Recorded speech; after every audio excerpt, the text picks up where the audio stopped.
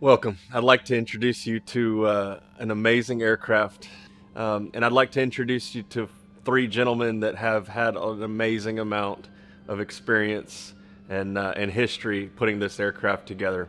Colonel Bob Kendrick, Colonel Hugh Hunton, and Colonel Mike Cobb. Three gentlemen who have been part of this wing for many, many, many years, more years than I've been alive, and have put their blood, sweat, and tears into this actual airframe behind me, putting it together, keeping it flying, keeping it well maintained, and keeping it the perfect example that it is today, over 80 years past its birth date. The history behind it is amazing. I encourage you to look into it. I encourage you to listen to these gentlemen's experiences and stories and enjoy. It's going to be a good one.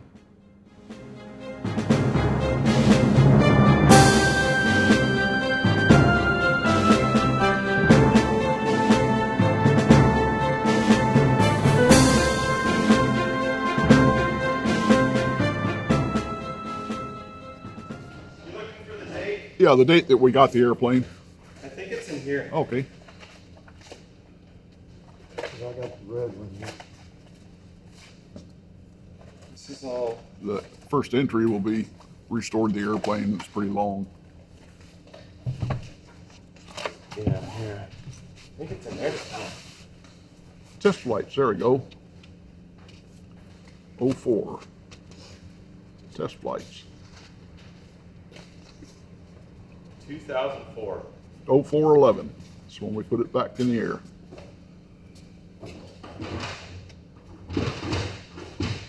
April And of '04. when did we start working on that? About 2 years before that. April of At '02. least. That's good.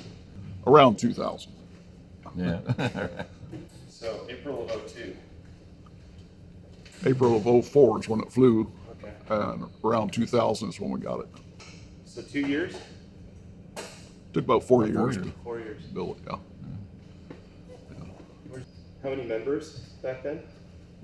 We had about 45 or 50 members back then, and we needed a project. So one of our members, Bob Yates, knew of a law firm here that had purchased a crop dusting operation and was restoring a Stearman over at Addison Airfield in Dallas, Texas. And the person that was restoring it died, and they had just gotten started on the restoration. So we went to the law firm that owned the airplane and conned them into donating that airplane to us, which would give us a second Stearman and a project for the membership to work on. So we had 4 pickup trucks, 2 flatbed trailers, and went to Addison Airport in roughly summer of 2000 and loaded them up. And we ended up with 90% of one airplane, 50% of another, and about 10% of a third or a fourth. So we had our project and we had our Stearman. Wow. Where was the Lone Star Wing base before y'all did move into this airport here in Harrison County? No, they were based at Tyler. Tyler originally, And then and then Longview. Longview at And then- Gregg County Airport. Okay, and then after that you came to Harrison County? Yeah, How many years have we been here at this hangar? since '89 or no? I think, since, yeah, around 1990. no, I don't recall. I have to look at, No, it was later than that. was it later than that? Yeah, closer to 2000. Okay. Yeah. And how many years did it take to finally pay off the hangar? 2.5 years. That's good. And we burned the note. Y'all burned it? Burned the note. Wasn't it somewhere Right, right almost in where there? you're sitting. I bet that was a heck of a ceremony. It was. When on the numbers plate, it claims this is 1941 aircraft, so. That's probably what it was, yeah. So you said there was possibly 4 airplanes? Parts of.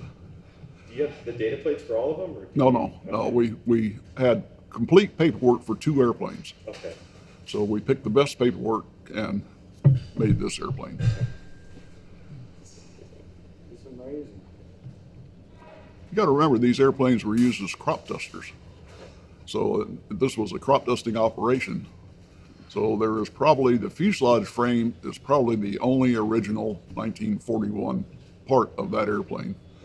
The rest, the crop duster roof flip over, so I know it's got a different rotor. It may have original horizontal stabilizer, but the wings were all rebuilt, new wood, new spars, new wing ribs. And of course, when we had it, it was in pieces, and we persevered and put it back together. A large part of it was done over at Bluebird Airfield. Okay. Yeah. Did you own the airfield at that time? Yeah. Okay. Yeah. We did almost everything here, and then we towed the fuselage over when we had it ready to cover. We towed the fuselage over to my airport, Bluebird Hill, to cover the fuselage, and Bob and I tackled that and painted it and drug it back over here. So you painted it in the hangar? Over at Bluebird, yeah. Yeah. Were you assigned, any of you assigned to a certain part of the aircraft to work on, or was it just a group effort? It was a group effort. Okay. I'm an IA, so I was the overall supervisor. Bob is a gopher, so he was the overall mechanic.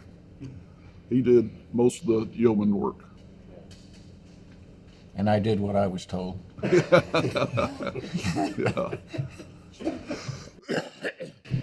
How many airplanes have you restored? I built 2 from scratch and restored 9 complete ones, and I don't know how many partial, wing here and a aileron there. As a matter of fact, the Dallas wing has an aileron of a DC-3 that I did. Oh, wow. Restored it and recovered it. So one of the ailerons on the R4D? Last time I saw it was about 20 years ago, and it's on a wall. Oh. They haven't used it yet, or they didn't at that time. Okay. Nice. So the covering process, I know there's pictures in there of like a bunch of people working on the wings. Yeah. Did that happen at Bluebird Hill, or was that here? Here. Okay. Here. Okay. Yeah. And we used a process called stitz, Yeah. which is a Dacron fabric, and stitz paints, which are non-toxic. Yeah. My head could argue with that, but Yeah. supposedly less toxic. Okay. Right? Well, I'm probably not aware of all we do is we wear a paper mask when we're spraying with that, Yeah. unlike the exotic stuff where you have to wear a carbon mask. Yeah. So was the airplane was originally, you did all the test flying and everything out of Yes, this right. space, right? Yeah. And it was rigged using a Harbor Freight $1.99 laser. And from the first flight, it flew hands off. Still does. Yep. Wow. So you rigged all the wires with the Harbor Right. Freight laser. Yeah. That's awesome. The whole thing is make sure it's symmetrical.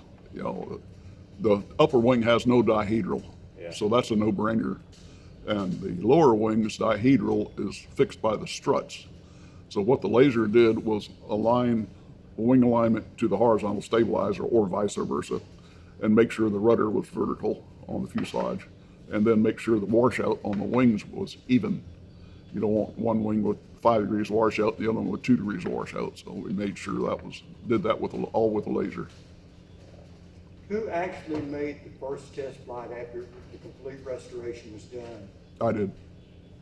Brave man. He believes in his work. Yeah, you can probably still see the happy tears back on the tail. And all the spare parts that fell out the rear, Yeah. the nuts and bolts. We- One of the great things about the project was the engine was freshly overhauled when we got it, and it had a brand new prop. So that was a big money saver. Tell me about the engine overhaul. The engine was overhauled in Tyler, Texas, and had been in storage for about 10 years over in Addison, and the prop was there. What was the major things missing were the windshields. What else, Bob? One of the seats, wasn't it? Yeah, one of the seats was. Yeah, messed they up. wooden seats, and one of the seats was boogered up pretty bad. But we went over to Mississippi and took another fuselage frame and traded it They gave us $3,300 for the frame. It had been cut. It was a crop duster frame, but they put it in a jig and it was perfectly straight. And when we walked out the door with the backup pickup truck with the parts that we needed, it was $3,300. So it was just lucked out we had a large, so we didn't have to get any money out of the pocket for the parts to finish the airplane. Awesome. How did you guys do the campaigning? Did you guys just basically pool all your money to build the airplane, or was it donations? No, we had enough members at that time. Like I say, we had about 45 or 50 members at that time, so financing it wasn't any problem. We, aircraft fund that a lot of those donors that are listed on the plane put into, Okay. paid for most of that. Could you tell us a little bit about that first flight? Just, briefly describe how it went, what you did during the flight. It just went perfect. Run up was fine. Of course, we did quite a bit of ground run up before we flew the airplane, and then I did a high-speed taxi with it. Then I did a high-speed taxi with the tail off the ground, and then I did a high-speed taxi and lifted it off and flew down the runway in ground effect and landed, and everything was perfect. So I took it off and flew it up to about 1,500 feet, circled the airport for about a half hour, and came in and landed. That way we checked for leaks, checked the oil consumption, and everything was fine. So from that time on, we were flying it. And And he had a lot of hours in the Stearman before that. That was a crop duster. how many hours did you actually have in Stearman? Probably around 1,000, 1,100 hours. Yeah. And does that include flying 33 and 23, or? No, I was recruited in roughly 1985 because 33 had flipped over on its back, and it was almost ready to go back together again, and they had no Stearman pilots. The people that flipped it on its back obviously quit. And, so we had no pilot. So I've been a crop duster. So one of our members, Mike Fleener, said, "We need you," and that's when I re-enlisted in the CAF. I joined before, but dropped out and re-enlisted for ever since then, being a life member.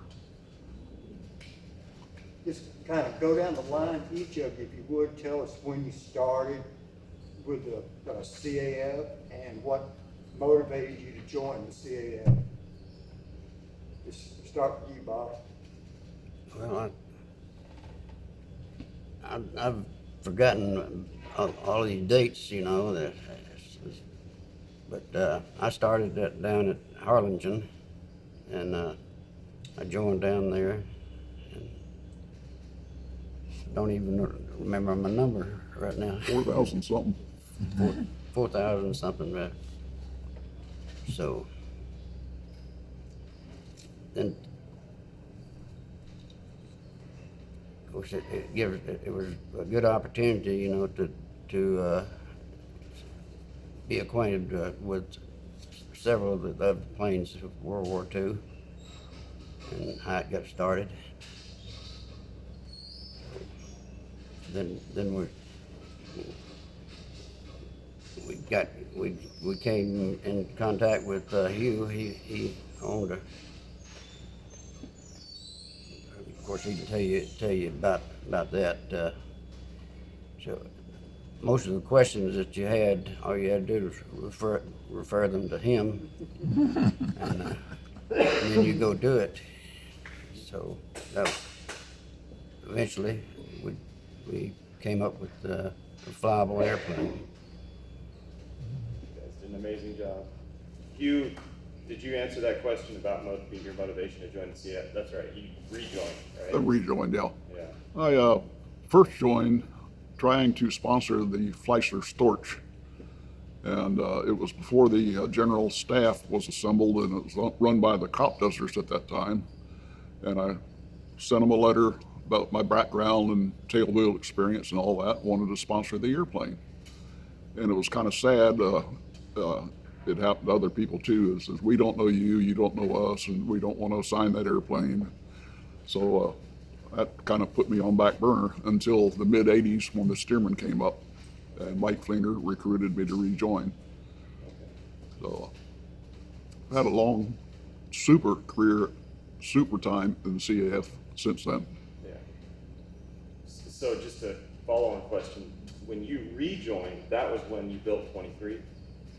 Or was it? No, you that built was 23 when and we put 33 back together after it had an accident. then- Okay, We had no pilots. yeah, And so I was just, well, I was still crop dusting at the time. okay. And put 33 back together and test flew it and got it going. And then they made me an instructor, so I checked out a couple other pilots. Then at the time, we had some Air Force A-10 pilots that were tail wheel qualified with little airplanes. And we checked them out. We had 3 pilots that were Air Force, but typical Air Force, they got transferred. And then, not being smart, we had some B-52 pilots that joined tail wheel qualified. And guess what? They got transferred too.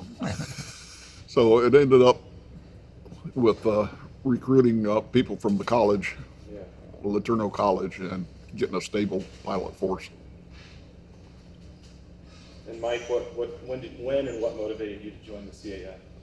Well, I went to attend a air show put on by the Lone Star Wing when they were in at Gregg County in '89, and I guess somebody twisted my arm there very bad. I think it still hurts, and got me in to the CAF. But I wasn't in the wing at the time. And later on, when they moved here, I had gone to a gun show in Marshall, and these guys were having a meeting over here, their regular monthly meeting, and they went to the Golden Corral for lunch. And we and my wife went to the Golden Corral for lunch, and I saw him sitting over there. So I went over and introduced myself, and this guy started twisting my arm. And There's a lot of that. and so I joined the wing at that time. So I had already been an aircraft sponsor for quite a while. In fact, they were kind of looking for me, but they couldn't find me, so I found them. So I've been with the Lone Star, with the CAF since '89, and with the Lone Star Wing since about 2000. So. Did you fly the airplane? Only as a under the direction of this guy Yeah. or you. Well, you were CAF and a professional observer, right? Yeah, right. So we had a. I'm sorry, yeah. That's awesome. CAP, I should have said. CAP. Oh, CAP, yeah. Okay, I got one for you. How many different aircraft have each of you flown for the CAF? And like roughly how many hours did you have in the aircraft? Start back with you, again, Bob. Well, you were a CAF pilot for a while, right? And you flew the Stearman. And you owned an L4. And I owned an L4, and I did a lot of repair on it, and with the help of, again, if you go to the chief here, if you had anything that bogged you down, then you could get the answer right away. You was pretty much a walking encyclopedia, didn't you? Yeah. It's a good thing he is. So you, same question goes to All right, you. for the CAF, I flew the Stearmans, L3, L5, and that's it for Not Other- the L2. L2. Yeah, flew the L2. Yeah, Yeah, yeah. L2, L3, L5, and of course I flew Bob's L4. That was private owned, and the 2 Stearmans. And I had a nice little gift in 1957. Somebody bought an AT6, and asked me to go up to Illinois, get checked out, and bring it home. And when I had time, he would come and I'd check him out. So I had an AT-6 to play with for about 6 months. And others, I was a DC-3 pilot for a corporation, and flew it for about 4 or 5 years. How many total hours do you think you have in all the aircraft? Just went over 23,000 Man, it's a lot of hours. in an LSA. Mike, same question to you? Well, I've never been a CAF pilot, so I haven't been able to get log time in a CAF plane. So I've only had regular private stuff in Cessnas and stuff. So, But you have flown the Stearman in the front seat, haven't you? oh yeah, many times, but no log time. Well, we'd like to know something about your military history. Just give a brief description of what you did in the military, and we'll go from there on that. Wow. Well, I started at Louisiana Tech. I was in the aircraft over there, and I began to run out of money. So I saw the handwriting on the wall, so I came over to Barksdale and went out and there at base ops now, and I asked a question, and this was the wrong time to ask the question. I asked a question about the operation, the guns in the tail, and that set off a firestorm there. Next thing you know, the APs were there, and they took me in and gave me a real going over. If they found out that I wasn't a communist. So I still was not disillusioned there. I just went on over to the recruiting office and joined up, and then next thing you know, I was on a train and going to San Antonio for basic training. And then from that point, went to Keesler and ECM, electronics, mostly ECM, electronic countermeasure, what that stands for. And I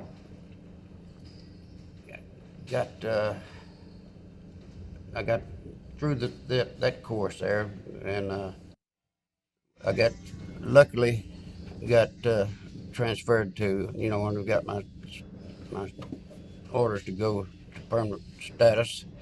Well, they sent me to Barksdale, and I spent most of my time at Barksdale in B-47s, and I was an ECM operator, technician. So I worked on B-47s for the rest of the career there, and then we got transferred to Lockburn, and stayed there for up till Christmas, and my time was up then, and I finally decided I'd just get out, because I still wasn't any richer than I was when I went in. But they fed you, and I've had a good career there. So. What about you and your service? Well, I went through 2 years of college in late 50s, and wasn't doing very well. So I took the Stay 9 test for the aviation cadet program and passed everything except the eyeballs. So I went in as a navigator, and I started out in KC-97 tankers, and then went to KC-135 tankers, and then I found about reconnaissance, strategic reconnaissance. So I went to strategic reconnaissance for 13 years, and which included Alaska, Omaha, and Okinawa, and Barksdale as an evaluator. and then back to Barksdale for 5 years for retirement back in the KC-135. So I ended up with 7,300 hours of navigator time. And my specialty was polar navigation. And imagine back in those days we didn't have GPS, but I hate to say this, but we had an INS system that was just absolutely perfect. It embarrasses my B-52 friends that know that I had that navigation equipment in the late 60s. But it was, you could take off, fly 14 or 17 to 24 hours, come back and land, and you could taxi to the fuel pit using the INS. It was so accurate, still accurate after all that time.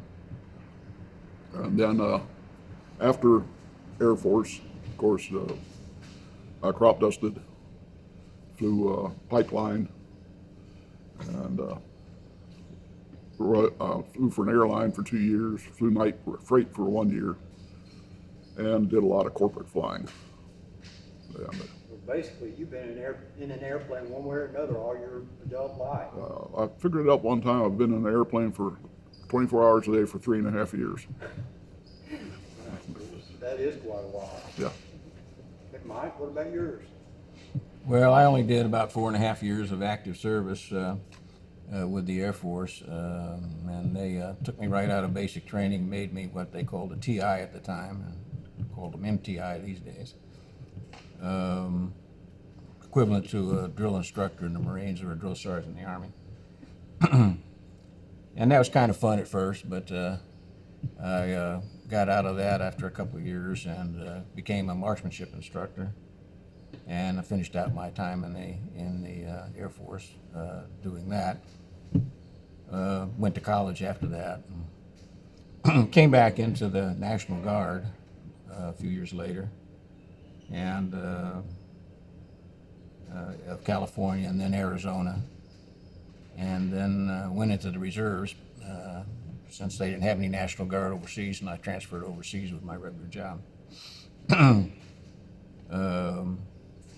And then I went into the Air Force Auxiliary, and then finally I got into a plane. All that other time, the only planes I saw were flying over, the base, I finally got in an airplane, and I did the Air Force Auxiliary for about 10 years and retired as a lieutenant colonel. So that was my military experience. Pretty good one. Is there a note that you guys have any like stories that that sort of defined the time building the airplane? Anything you remember that's like a highlight? I'd love to hear that. Yeah, when they came over and signed it off. That was a big highlight. Wasn't it? Actually, tell me about that. How did that work? Was it an FAA representative? Yes, had airframe and avionics had to get signed off because, of course, there's no precedence for the avionics that we put in the airplane. So it had to get signed off, and the airplane was a rebuild from scratch, so it had to get signed off by the FAA. The airframe guy was really good. He came in, looked at the logs, looked at the paperwork, looked at the airplane, said, "Y'all did a fine job," and left. The avionics was a little more difficult because we had to do special paperwork on the avionics because it was nobody had ever put that equipment in an airplane before. So we went through about 3 months period of getting the documentation on the avionics and matching it to the airplane.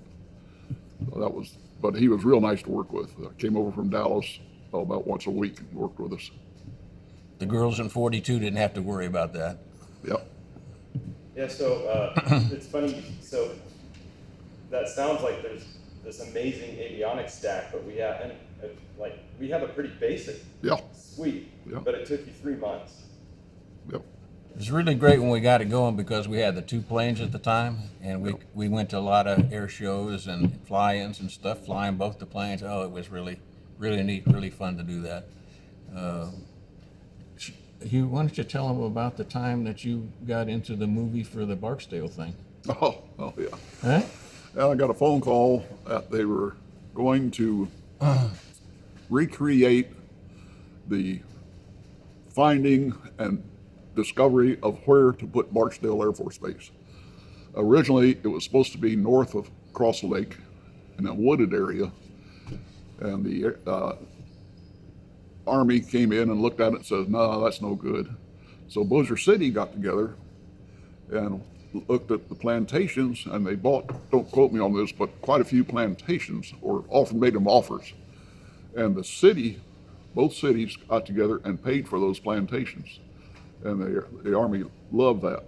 So the guy that was doing the recreation looked around, and we had the Stearman. So we had another Air Force qualified pilot, and I had to check him out in both seats. So the cameraman sat in the rear seat, which is the pilot seat, and the Stearman pilot sat in the front seat so that he would be in the camera, in the frame of the camera. And it's about a 25-minute documentary, and we have a copy of it here, but somebody scratched it and it only goes about halfway through and kicks off. But that was quite interesting flying for that guy. It was featured on the Yep. TV news when we did it. Yeah. Yeah. What year was that? Oh, probably 05. Oh, somewhere. You know, about half the time you can find that stuff on YouTube now. Yeah. You could probably find it if that's a good idea. We'll look at the disc in there and get the name off it. We probably call that up on YouTube. I'd like to see it myself. Yeah. Without the scratch. I mean, we're just in open conversation now. Any of your memories you have about the airplane, about the wing, anything you want to speak up.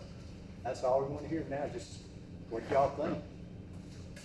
Well, it all looks like a 40s plane, but we did some other things that made it more flyable and more usable. For instance, our brakes are more modern than the original. The avionics, of course, are a thing they didn't have back then. And one of the really unique things is they used to have a crank on it that you could crank the engine up. But we don't have it on this one because our mechanic here built a fake one that's still on the plane, and it looks like we have a crank, but we don't. Bob, tell them about your crank mechanism that you put on there, the Well, fake one. I usually the one that was on, and I forget what plane it was on, but I got the dimensions that was necessary From 33. from 33. Yeah. And just a little lathe work there, I just turned out another crank and installed it on the plane, and it looks just like the original. Yeah. I've had people think we still have a kinetic starter on here. Yeah. Yeah. Yeah. And I think we added a ground, what do you call that thing? The ground equipment. Oh, we plug it in? Yeah. We added that to where if they have Yeah. a dead battery, we can plug Yeah. it in and jump it.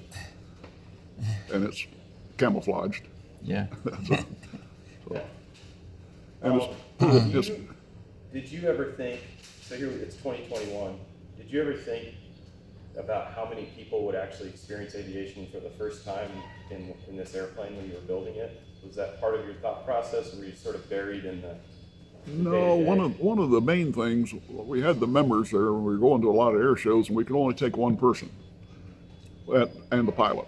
So when we had two Stearmans, we doubled it. We're up to 4, 2 pilots and 2 passengers, and we gave priority to World War II veterans. Anytime we charged a minimal fee for people to fly in the airplane, but anytime a World War II veteran that flew Stearmans especially, we didn't charge them anything. And we had a lot of tears. Yeah. Thank you tears. And the next priority was membership. We try to get all the members, especially the ones that sponsored the airplane, a ride in the Stearman. And a lot of times we'd go to fly-ins or air shows and the seat would be open. People, goes vacation time and we couldn't find anybody. So that was a good recruiting tool. Find somebody, you want to fly in the Stearman? Oh yeah. Yeah.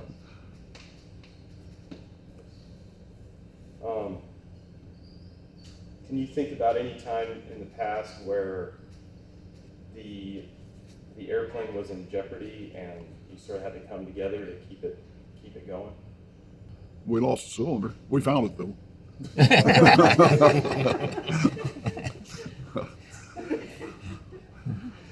Yeah. Yeah, we had to pull it out one time and send it, where'd we send it? We took it up to Guthrie, Oklahoma, and they put more modern bearings in it, which don't have that strap in it anymore. Yeah. That brings to mind a question. You should have been here when we pulled it out.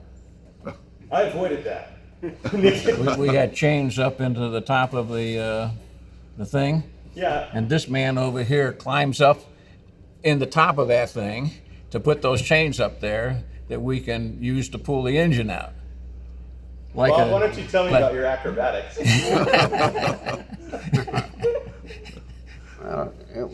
I've never been afraid of height as far as anything. As long as I can get my hands on it, you know,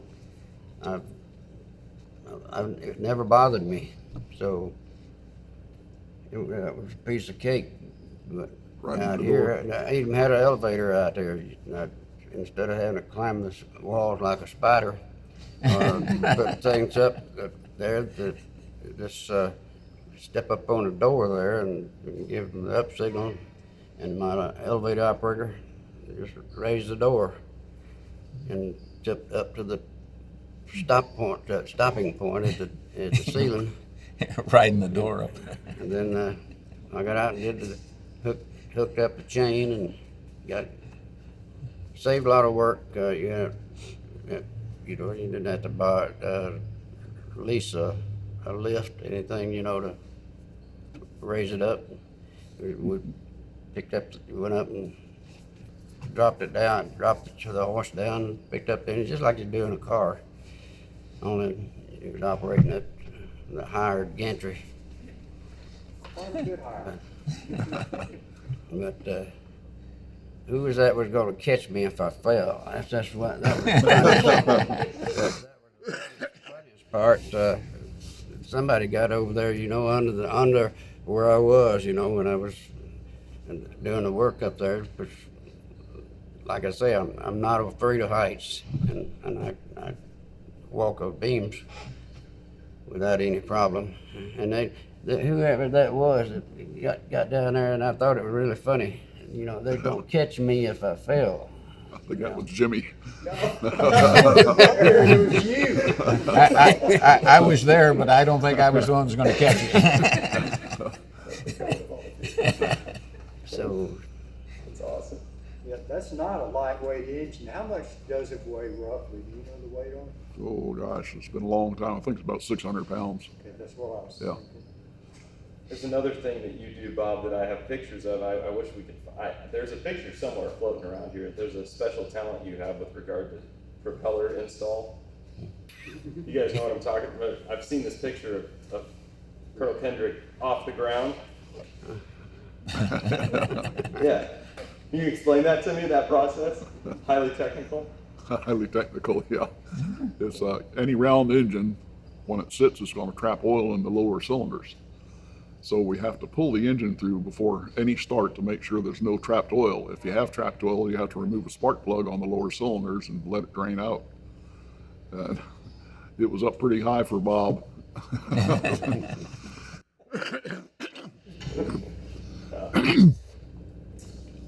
Gentlemen, I think, are we Drew, or I really can't think we've got of some anything. good material here. So Oh, if there's definitely. any other stories you want to tell, now's the time, otherwise we can be done. No. Thank you, all three of you, for the work that you've done on this airplane. You know, I've had experiences in this airplane that I never dreamed that I would have in aviation, and it wouldn't have happened without your work.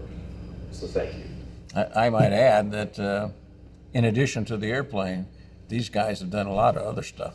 That whole thing we build out here, and the revamping of the bar area and the general area out here, were mainly done by these gentlemen right here. Wow.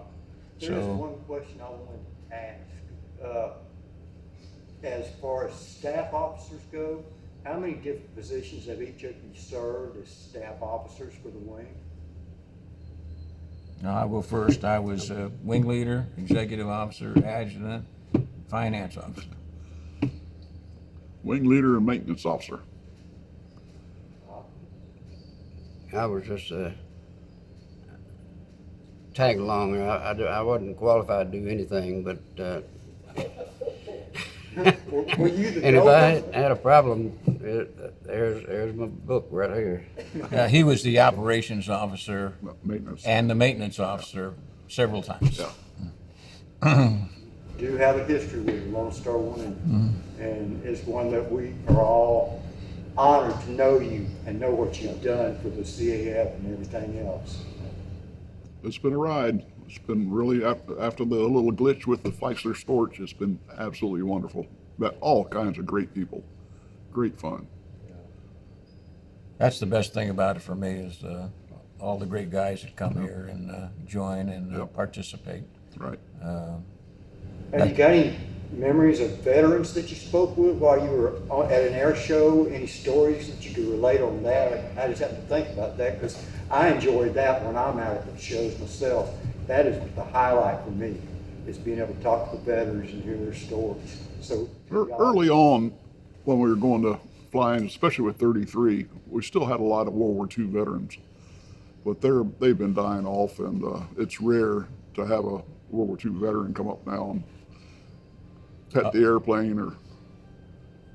Up until the last few years, we've had World War II vets as our guest speakers for our December 7th dinners and some other occasions. But it's very hard to come by those gentlemen nowadays. Good. Thank you guys. Thank you, guys. Thank you. I got Amen. Amen.